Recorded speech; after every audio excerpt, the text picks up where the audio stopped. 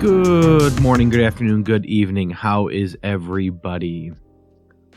Welcome to another episode of Roll Around, Find Out. In tonight's episode, I'm going to take a little trip down memory lane. I mentioned, I believe, in my Bare Bones Fantasy that I ran a one-shot for that. And by now, it's probably been a year, maybe 2. I'm so bad with dates, but I'm pretty sure it was about a year ago. I ran a one-shot for 2 of my friends that only had D&D experience. And I'm going to go over it, see what things I would change, go back and see things that I thought at the time were cool, and apply any new learnings I have to it, make some changes. There's just something about me. I own quite a few D&D 5th edition books, and my library of other core rule books is growing. Something I'm pretty sure I told myself would never happen. Like, D&D is all that I need. And then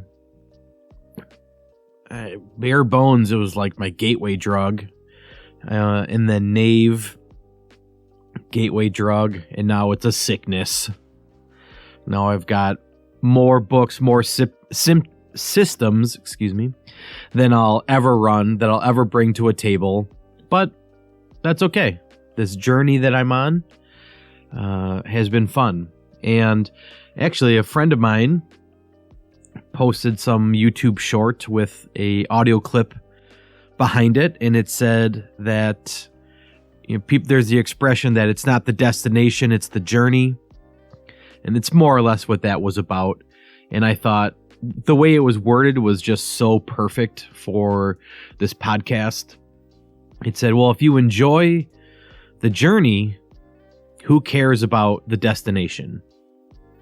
And so me talking role-playing games, me cracking open a book, reading, getting better at the craft has been really, really cool. So I was about to dive into it, but out of the corner of my eye, I just saw my Mithras book, and I had a little shudder. And I know underneath it is Warhammer Fantasy Roleplay, which I'm scared. Mithras really burnt me out.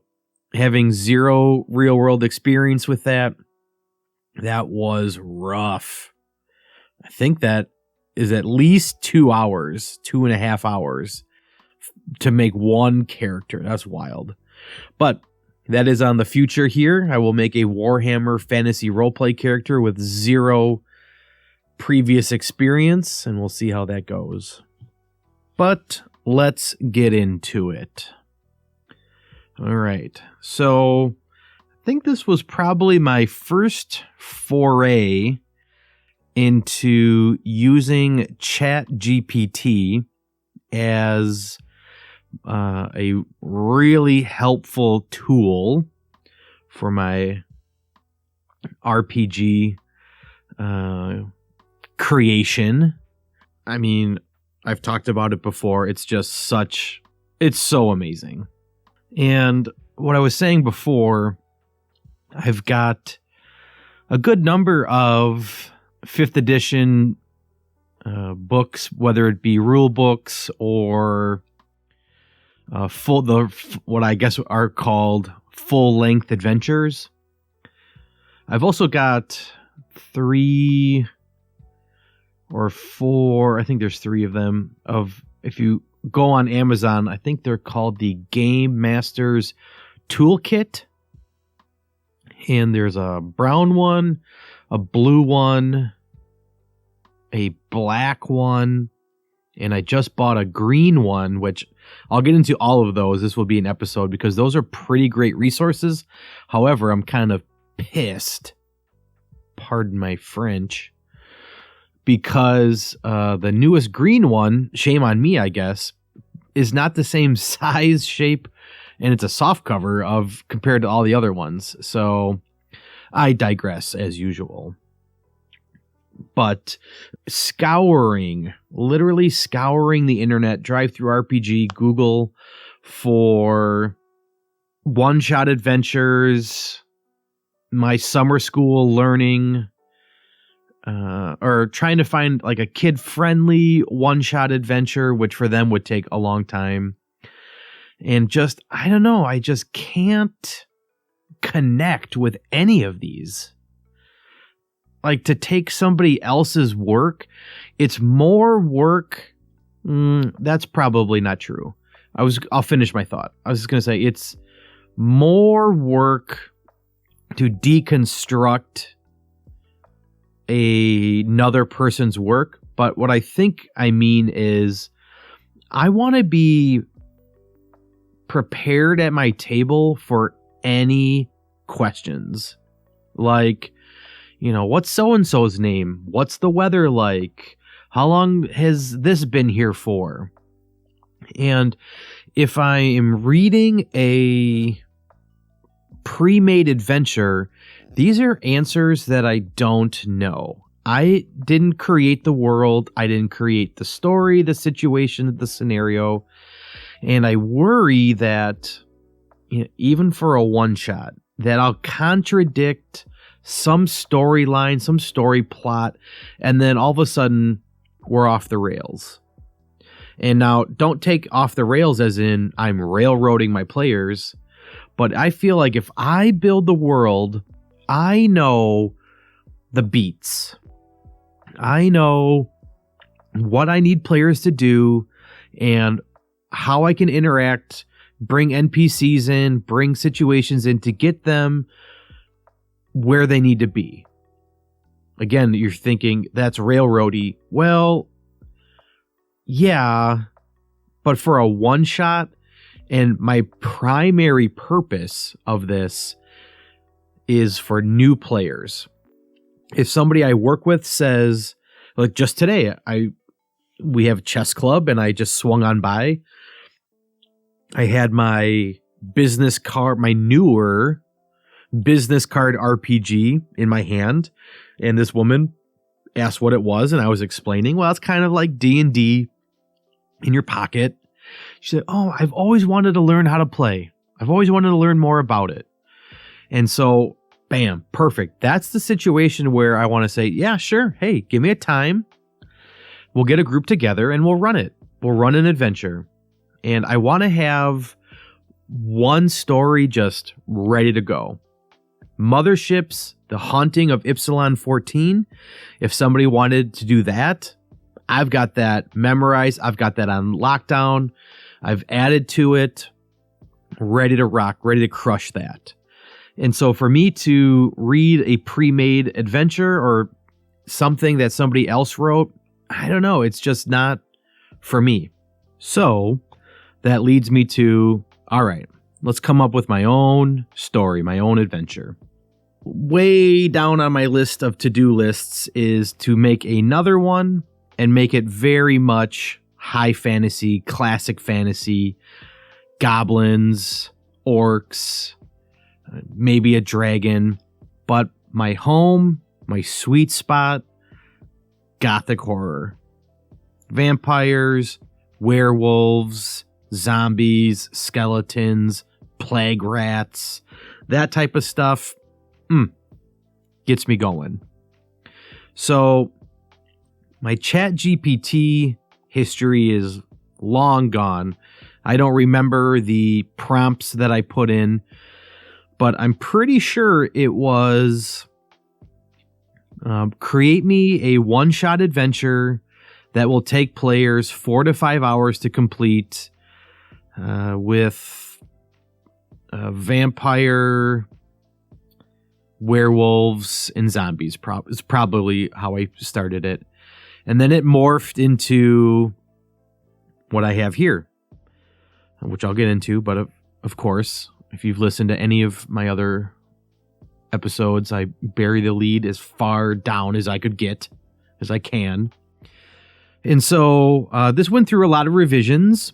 I was trying to build the best experience I could, something that's easy for especially new players to follow and understand, a simple story, and allow them a way to really let their characters shine.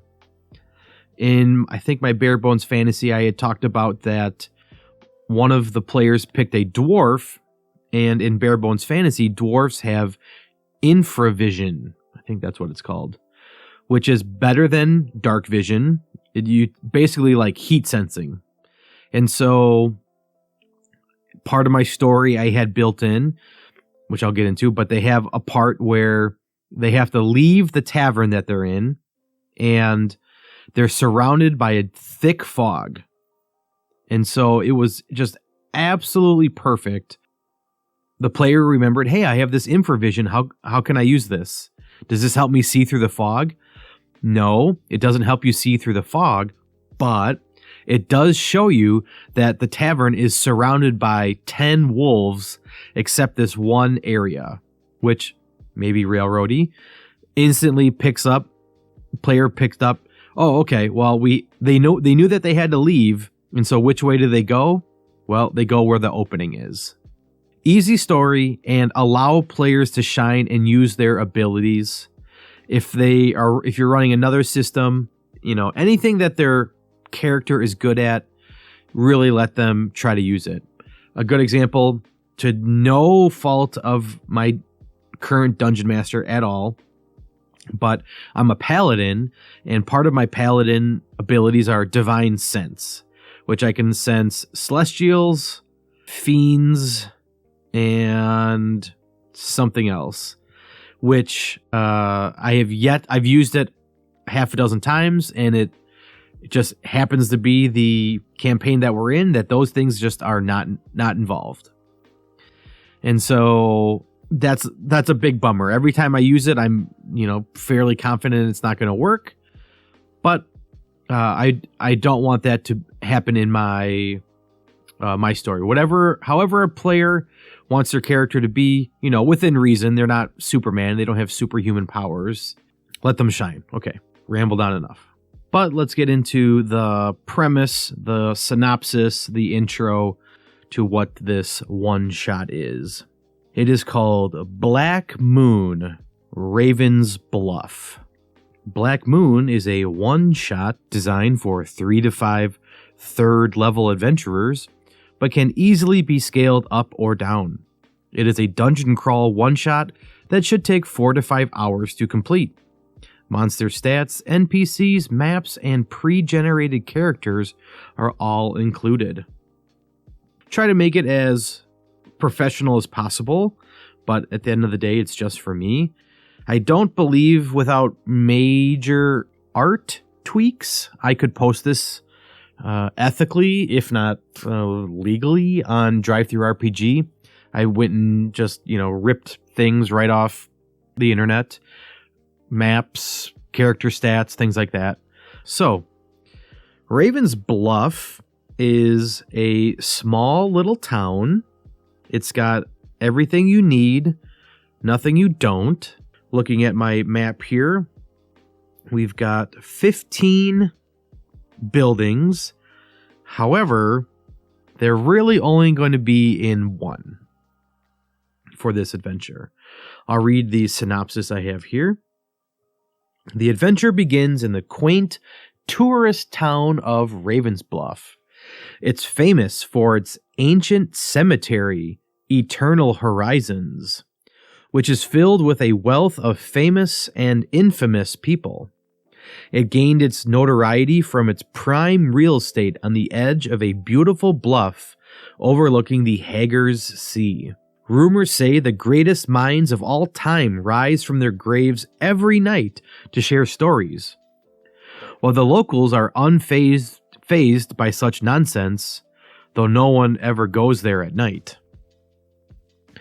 Recently, weird noises have been heard leaching from it, and other unsightly creatures accompanied have been spotted in the surrounding woods. Last week, things really came to a head when a thick fog rolled in and the moon turned black and began sucking the color out of everything that its light touched. Now, that has no bearing on anything. Everything they see is in black and white, but it doesn't really do much. So that is something that I would like to work on to make that more relevant somehow. Lastly, the citizens of Ravensbluff rarely have the need to lock their doors. But since the moon changed, the townspeople have begun to lock their doors and shutter their windows for fear of what might be happening at the cemetery under this new black moon. That's what you read to players.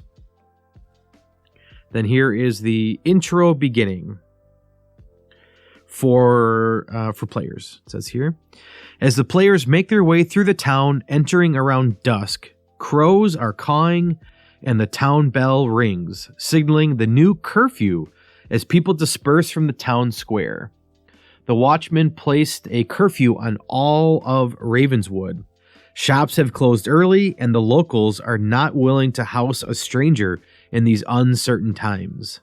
They are told to get a room where a ruckus can be heard at the Fouled Flask.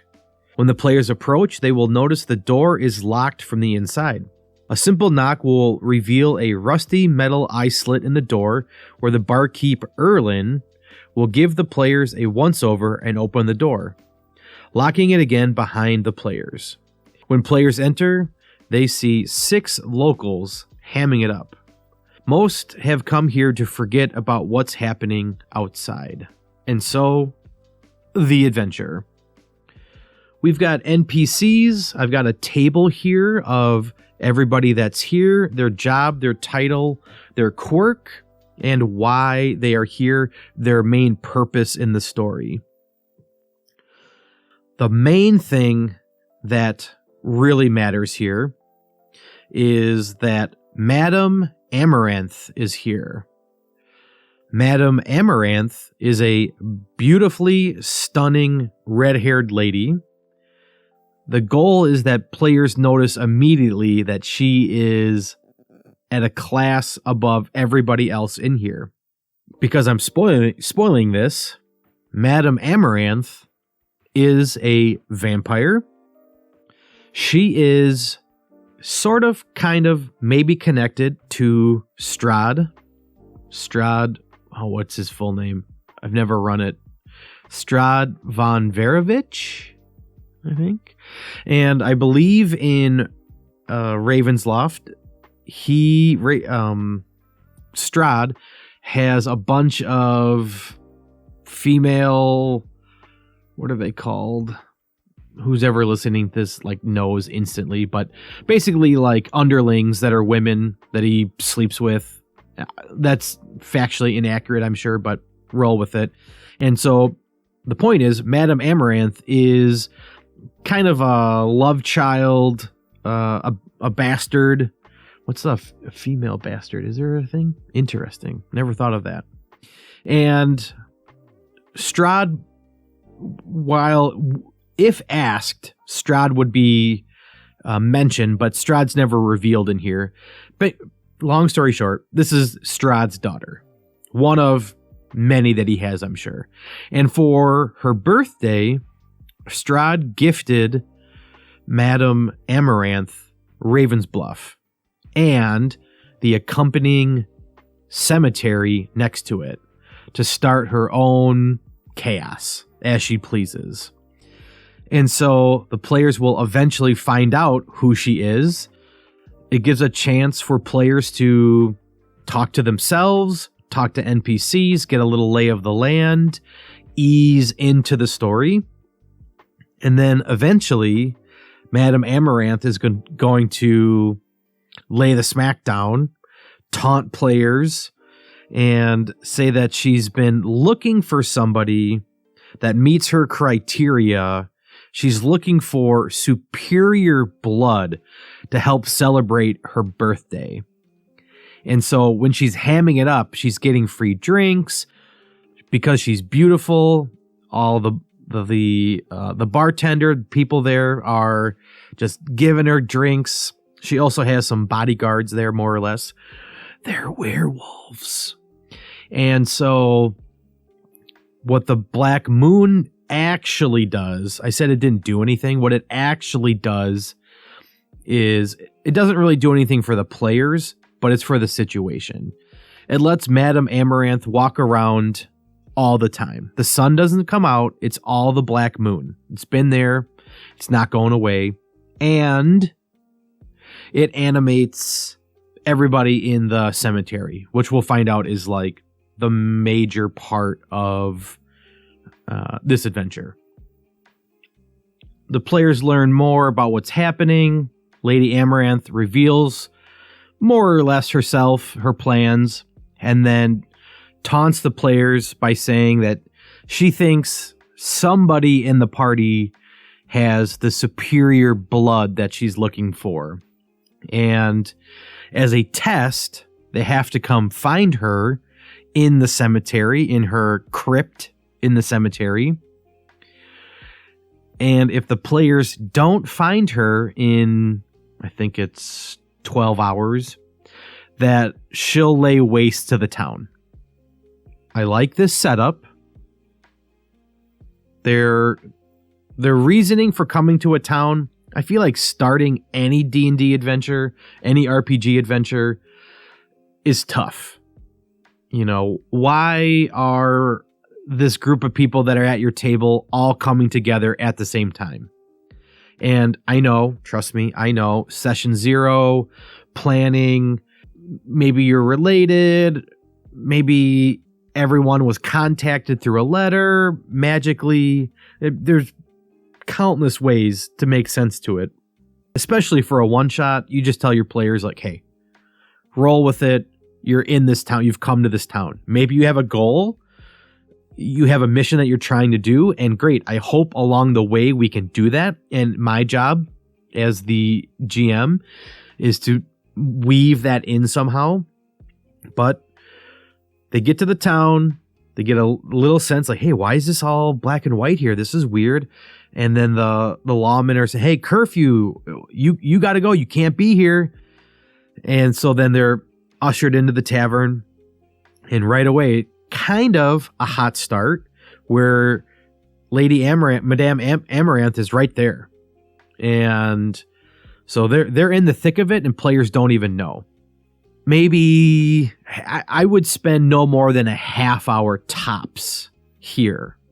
And then they have to go to the cemetery. They got them on a clock. It really gives us players a sense of urgency. That's great, I think, especially for a one-shot. If they fail, whole town, they're going to get wiped out. So that's, if they don't come to the table with a goal, that's their goal. That's their motivation. We got to go. We got to do this. Got to save the town, be the heroes. All right. Oh, this is great. A trip down memory lane. So in here, I have a bar dice game. So let's see. Most people are playing 12s. The objective is to get 12 using only D6. I think this is like blackjack, but let's see. Start with 2 D6. Roll them bones. Ones are worth 1 or 10, similar to blackjack. Similar to aces in blackjack. Which means dice showing 1 and 2 or 6 and 6 win. Players can hit or stay.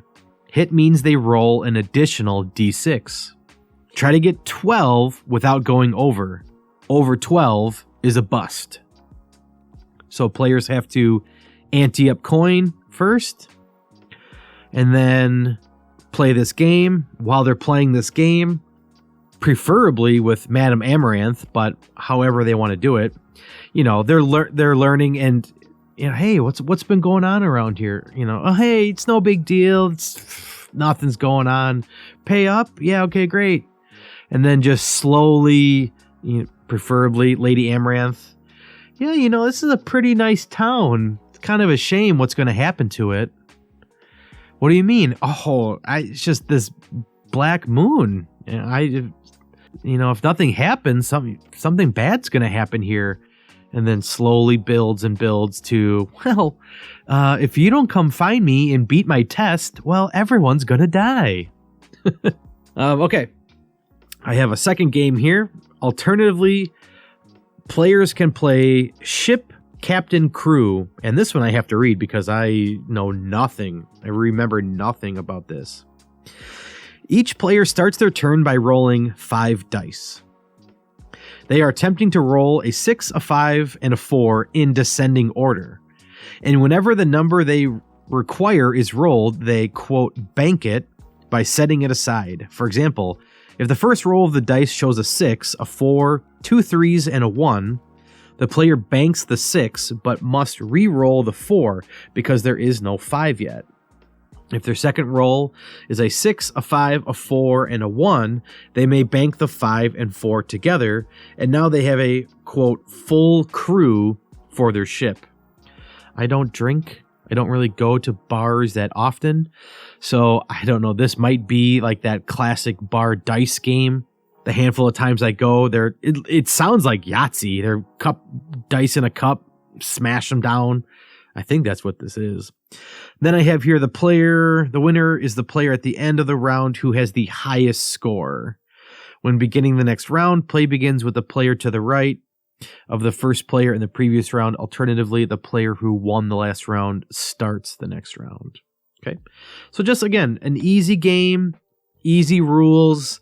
Really, I think gives like some depth to the world. Like, hey, these are real people in a real situation doing something that, it would be totally normal to pass time in a curfew. Makes sense to me. All right, let's see. What do I got next on here? Oh, yeah, rumors about the cemetery. The cemetery has been cursed for centuries, ever since a group of cultists performed a dark ritual there. The dead now rise from their graves at night, and only the bravest adventurers dare to enter the cemetery to put them back to rest. That is not a true story. There have been several reports of grave robbers seeking valuable artifacts from the cemetery. Possibly the tomb of Sir Petrus of the East has been robbed. The first body buried here and believed to be the protector. Not true. There's another one, but here's the true one. 2 bodies were recently found dead on the beach at the bottom of the bluff of the cemetery, identified as 2 honeymooners.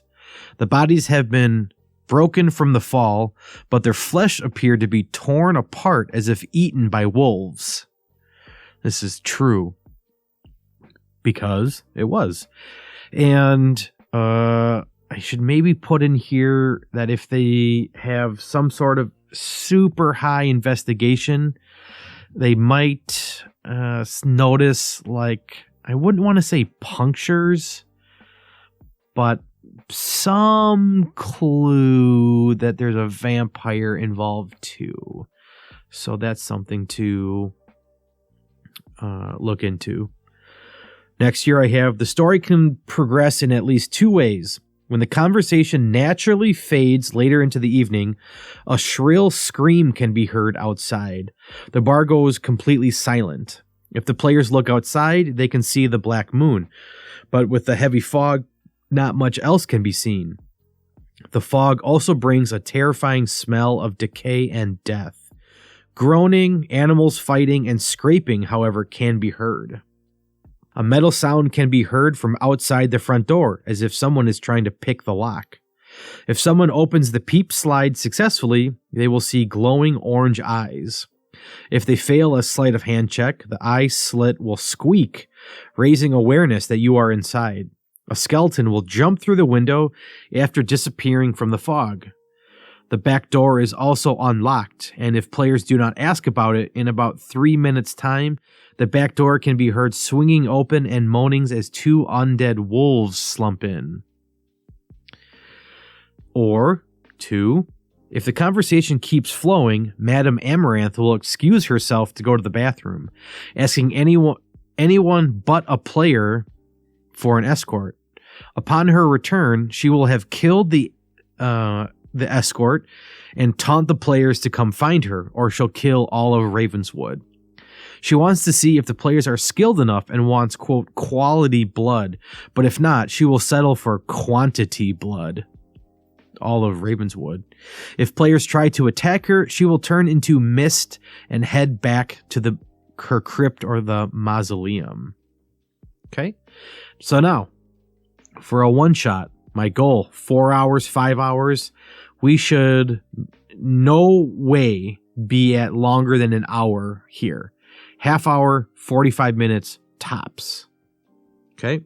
So then that leaves us 4 hours, 3 hours, 3.5 hours of adventure time. The goal is that they get a map at the Fouled Flask. There's a map behind the bar. When the bar is described, the map should also be described that it hangs behind the bar. And I can't remember, but I want to say that the mausoleum is marked on the map, or one of the peoples in the bar will mention, without reading this line by line, the players will have some sense of where they need to go. It will be a hex crawl while they're in the graveyard until they get to the crypt where Madame Amaranth is. So, especially for a one-shot, you just don't want them wandering. You know, as soon as they walk in, they turn left. But, oh, whoops, they were supposed to go right. You're just wasting time. In a longer adventure, hey, give them the free will. And with the map, they really should get there no problem. But, you know, if a player, they don't ask about the map, or something happens and everybody in the bar is killed and it's just not possible to get the map, hey, that's their choice. Let them wander. It is what it is. So, all right, let's see. Oh, thanks to ChatGPT, I've got here a little table of encounters. So let's take a look at these. All right, before we get there, for a one shot, yes, I will admit this part is definitely railroady. So this part I would probably go back and adjust and change. I know for a fact I was inspired by this in Breath of the Wild when you're getting the Master Sword. If you get off the path, then the fog comes and gets you and you have to start all over. So maybe that is how I should do this, but what I have here is that as long as they're heading towards the crypt, they will not get a wandering monster. Let's see, what do I have here? There are 2,000 grave sites here, and as long as the players move towards the mausoleum or crypt, stalking creatures will not lay hands on the players. If players talk about leaving, zombie hands, bats, wolves, and even skeletons rising from their graves will appear. Along the way, they will see an array of fantastical landmarks and objects. That's 100% from ChatGPT. All right, but here we go. We've got a D20 table of events. However, rolling a 13 to 20, nothing happens. I'll try to go through these as quick as I can. So this is the dungeon crawl-esque, more of a hex crawl, I guess, but gives the players a sense of that classic D&D feel. So if they roll a 1, sounds come from under a grave as if they are buried alive. The grave reads, "Here lays the greatest escape magician of his time, Samantha the Shackled." His time. I should change it to her time. I think these come from ChatGPT. Actually, I'm positive they do. And that one is quite funny. Roll a 2. A coffin springs at you, breaking and opening, and a noxious black gas streams out. Roll a Constitution save. If failed, take 2d4 poison damage plus 1d6 psychic damage. So that I like right off the bat. I have in there a Constitution save, but if your player is a very, high dex rogue type character, yeah, sure, let them dodge out of the way. Let them dodge completely. Let the coffin go right past them. Let your characters shine. Number 3, a book is leaning against the headstone containing the lineage of the person buried. If the character looks back far enough, they will find that they are related to this person. 1 and 3 have no bearing on the story whatsoever, just to add depth. And if it's a character that enjoys role-playing, hey, you got them hooked, I think, on these. Number 4, you see a group of 1d4 plus 3 skeletons playing a game of dice. They are gambling for the remains of a dead man. The skeletons will challenge any living thing that approaches to join in on the game. There's a treasure chest with a mimic. A man is hanging from a gaslight pole with a banner that reads, "It was this or alimony." That's funny. And then I didn't mention, but what should be mentioned is on this chart, on this table, once one is rolled, it should be crossed out. And then based on whatever they roll, let's say they roll an 8, and then they roll another 8. The first 8 is scratched out, and then you just move to either 7 or 9, whichever one is closest to it. The goal is to get through these. I mean, to be honest, the roll doesn't matter. It just gives the players a sense of randomness and rolling. They're not going to know. The numbers they're assigned to don't really matter, I guess. And if they get lucky, they enroll 13 or higher, then they just breeze right through the cemetery. However, you should try and, if you gauge that they're making through it pretty fast, even if they don't roll an encounter, just say, while you're walking, you see these things. Okay. Eventually, they will come across a large and orange glowing mausoleum. The mausoleum has a sarcophagus slightly cracked open. Symbols along the side represent a great hunter. The inside is rotted cloth and piles of mostly dead insects. It is very apparent that there is a loose brick in the floor and leads below. This takes us into the crypt. Definite, might, maybe, possibly, even though I said definite, we'll see. This would be a good place for a puzzle. Make it obvious that Madame Amaranth went down here, but it's locked. There's writing on the wall. Something. But I'm pretty sure I remember saying, well, the players that I'm playing with, when we did a D&D campaign, the puzzles didn't really land.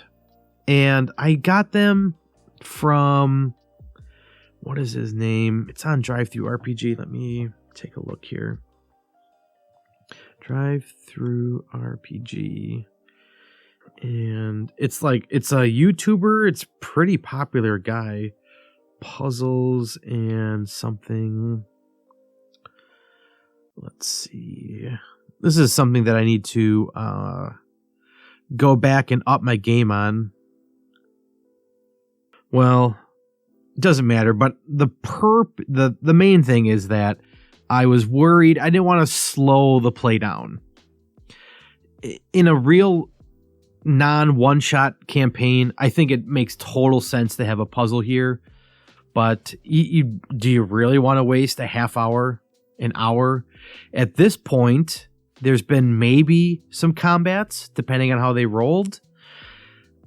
The main purpose, I think anybody listening to this knows, the main purpose of encounters is to just drain your resources until you get to the main battle.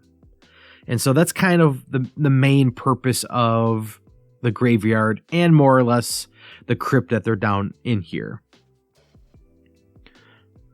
All right. Looking at, let's see, let me fast forward here. Once they're down in here, it is a 15 room dungeon. Do I have a map? Yes, I do. Picture I stole off of Google. Mausoleum of the Last Castellan. I don't know if you search that, if that's what will come up, but essentially, the players walk in. There's this large circle. There's dead animal bones everywhere, and they can either go straight, left, or right. They have to climb down with a rope. They could leave here, but with the time crunch that they're on, that's not really advantageous. And I don't know if it's mentioned in here, but I'm glad that I'm thinking about this, is that time crunch. There should be maybe like a real world timer on here. I don't know how. I think I had said like, you have 12 hours, or, just even make it like how much time you have left. You literally have 3 hours, and just put a stopwatch or something going, and the more encounters that they get in the graveyard, the less time that they have. And so that's just an extra added layer of stress. That might encourage players to run.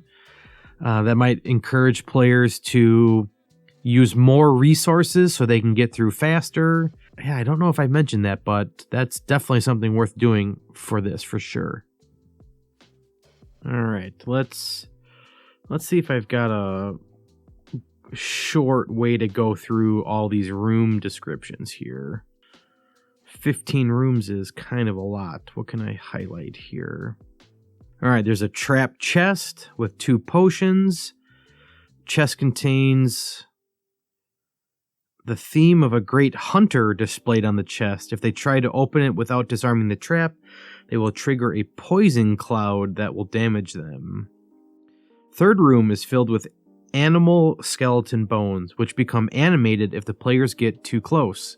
Combat should ensue. Skeletons will chase players if they run.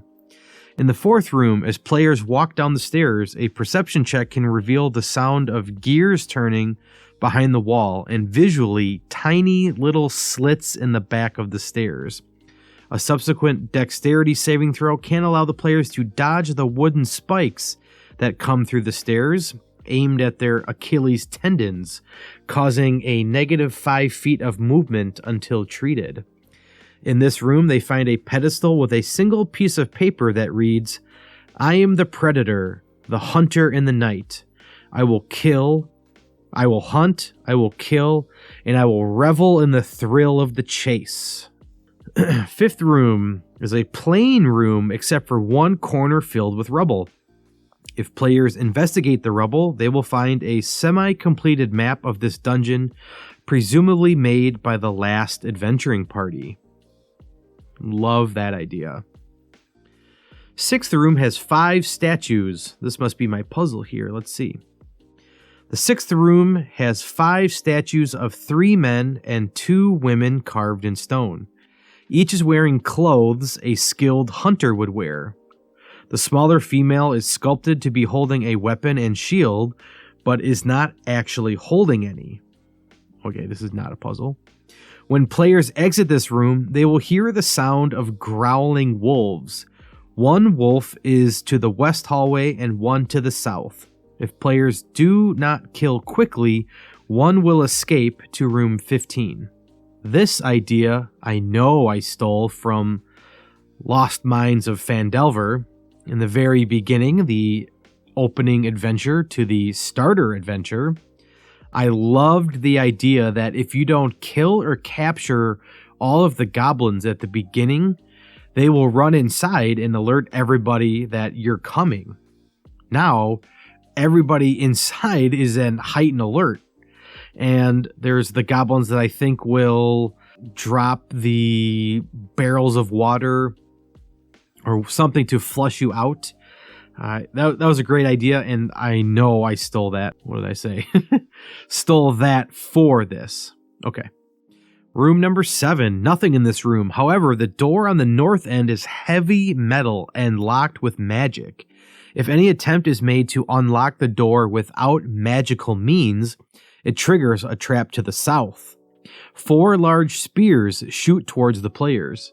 Players can save with a DC 14 dexterity save to fall into the water. The spear's wood is rotten and will break, so they can't use them in the future. Foresight, also, if they break, they can use it as a wooden stake for a vampire's heart. Room number 8. The 8th room has 2 pedestals standing with 2 new plush purple pillows on top. I love alliterations. Sitting on the pillows are 1 exterior black, interior red, +2 cloak of protection. The other pillow has what appears to be a boar's tusk. Inscribed on it are the words, "To my daughter, your first but not your last." When holding it, a player gains +2 to dexterity rolls, and speed is increased by 10 feet. I believe this is a gift from Strahd, and it is the first kill that Madame Amaranth had. Moving along. Number 9. This room is one of the first rooms submerged in blood. While mostly harmless, if any player is submerged or knocked prone, they will take 1d4 poison damage if they start their turn under it. Chunks of flesh are floating, and the squeaks of rats can be heard. Skin kites. This is a D&D monster, I do believe. Skin kites will randomly leap at them, but can be dodged with a DC 14 athletic check. Appears to be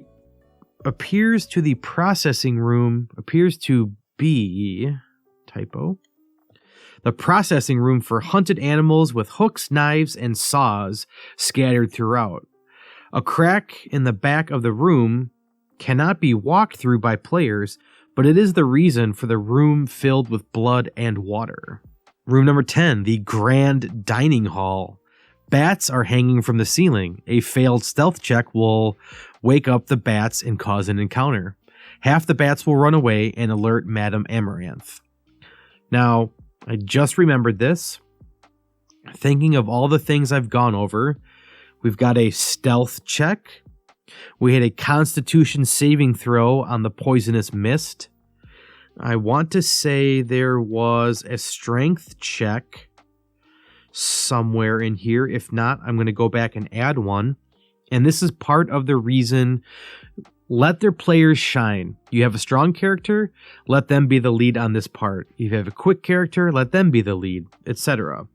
This is how you get your players to really shine. Allow them an opportunity to use their skills. Room 11. The 11th room is the bedroom. Inside are 5 sarcophaguses.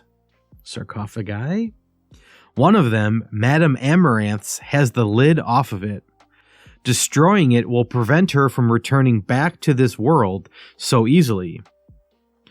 The 4th one has a vampire spawn in it. That's the name I couldn't think of before. A vampire spawn. Strahd's got hundreds, I believe, of vampire spawn. 3, the sarcophagus has all sorts of precious gems in it, valued at about 3,000 gold. 2, I just have a trap. No description. Number 1, a much nicer one than the rest. Inside, they will find the following sword. +1 to attacks, crits on a 19 and 20, and provides magical light to allies when swung. Hopefully goes without saying, it does not have to be a sword. Does one of your players have a bow? Is one of your players lacking in combat? Give them a little boost. Give them this item. All right. Room number 12. It is a trap-filled chamber. The players must navigate the traps and defeat the zombies in the room in order to progress. That's all I have. So, I'm trying to think, when I ran this, what would my trap have been? I don't know. So, this is great that I'm going back. I got to add to it. We're here to learn, and if you take my idea and you use it in your game, hey, great. That's what this podcast is for. So even though it may be long-winded for me, hopefully it's meaningful. And if not, you know what? Make your own podcast and make it better than mine. All right, in the 13th room, the room is filled from top to bottom with this oily blood water. Upon opening the door, players must make a, here we go, strength or dexterity save, or be pushed back the room 12's southern wall, taking 2d6 force damage. When the room finishes draining, a magnificent library is revealed. Despite being submerged, every book is as new as the day they were made. Books consist of animal and human anatomy, tales of great hunters, maps labeled with hunting routes, and in the middle on a pedestal is a cookbook of sorts of all the health benefits and recipes for blood. On the wall is a painted family tree tapestry. The patriarch of the family is labeled, here we go, Strad von Zarovich. I was pronouncing that wrong. So Strad is named. I think before I said he wasn't. And so I believe this would make for an amazing way to start a long-term campaign. I believe this would be way better than the Death House. If you've read the Death House, it's, I believe, rated extremely poorly. It's, from my understanding, I never played it. It's way too hard for players. And in the end, there's this, like, I'm going to get the facts wrong, but some sort of like blood tree, needs blood, needs a sacrifice. There's some riddle with it. Don't take everything with you that you brought. And then so you have to leave the room like leaving something behind. It's something like that. I've heard nothing but bad things about it. So take it for what it's worth. Maybe you've run it and you love it. I wanted to go with something else. And of course, if you're doing this with a player that's familiar with Curse of Strahd, just put a different name in, right? It doesn't matter. Okay, almost done. The 14th room is the room that has been filling up the dungeon with blood. There are obvious cracks in the walls where the blood is coming from. In the middle is a pedestal with a box on it with 4 keyholes and artwork of animals.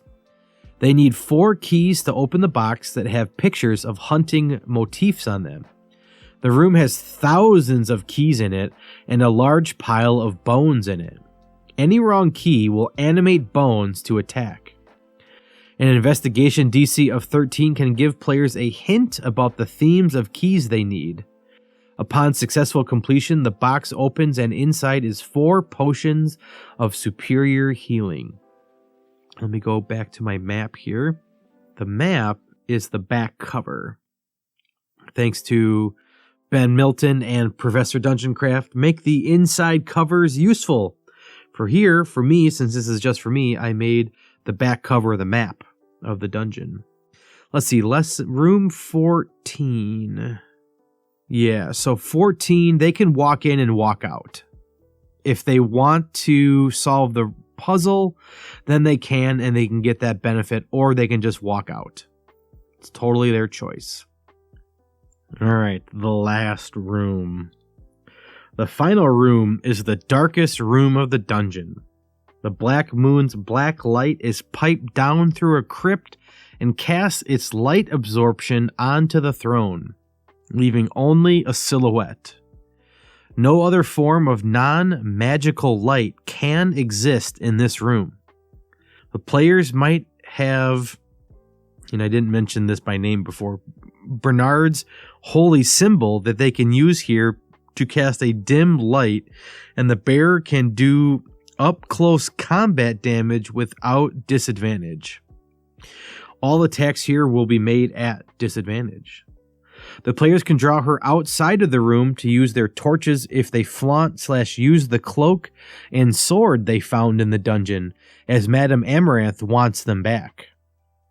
Character I didn't mention before, Mangy. Mangy was from the bar. She must have kidnapped him. Mangy can be heard growling in their... Oh, no, sorry. Mangy is her werewolf bodyguard. That's what it was. Mangy can be heard growling in the room, and a pile of bones ready to be animated, and also one townswoman, too terrified to move.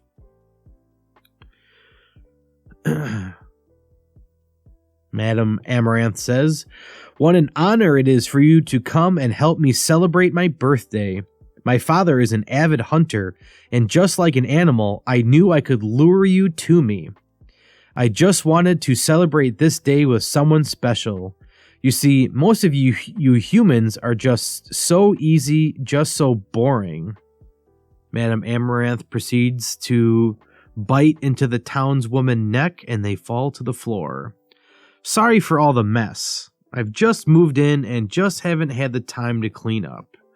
Have you found Ravenswood to be a beautiful place?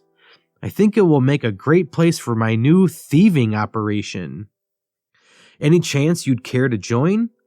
I'd have to upgrade you, of course." She'd have to bite them, of course. Drawing from an inspiration from Dragon Warrior. Hashtag remember my episode of video game influences. Yes, I did just hashtag. Yes, I know you were wondering, and yes, I do still dab. The players have the opportunity to become vampires and join Madame Amaranth's thieving guild, or attempt to kill her. Like Dragon Warrior, you can join the Dragon Lord at the very end. I can't remember. It gives you the choice, like, do you want to join me and rule the world? I think if you say yes, it's like, no, I don't believe you. You wouldn't do such a thing. And then it basically forces you to say, no, I won't join you.